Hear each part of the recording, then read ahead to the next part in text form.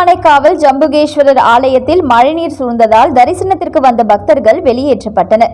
திருச்சி மாநகரில் கோடை மழை இதுவரையிலும் இல்லாத அளவுக்கு கொட்டி தீர்த்து வருகிறது. மாலை 4:15 மணி முதல் சுமார் 4 மணி நேரத்திற்கு மேலாக இடைவிடாத கனமழை பெய்து வருகிறது. இந்த நிலையில் பஞ்சபூத ஸ்தலங்களில் நீர் ஸ்தலமான திருச்சி திருவானைக்கோவில் ஜம்புகேஸ்வரர் ஆலயத்தில் வெளுத்து வாங்கும் கனமழை காரணமாக கோவில் பிரகாரங்களில் மழைநீர் சூழ்ந்தது. குறிப்பாக ஜம்புகேஸ்வரர் சன்னதி 1வது, 2வது மற்றும் 3ஆம் பிரகாரங்களில் தண்ணீர் முழுவதுமாக சூழ்ந்தது.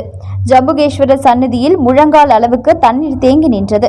இதனால் பக்தர்கள் தரிசனத்திற்கு தடை விதிக்கப்பட்டு ஜம்புகேஸ்வரர் சன்னதியில் இருந்த பக்தர்கள் அனைவரும் திருக்கோவில் ஊழியர்களால் வெளியேற்றப்பட்டனர்.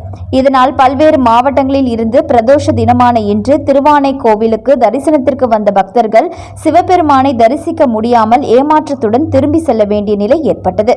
அதே நேரம் தொடர்ந்து மழை பெய்து கொண்டிருந்ததாலும் வெளியே கூட செல்ல முடியாமல் பிரகாரங்களில் பக்தர்கள் ஒதுங்கி நின்றதை காண முடிந்தது.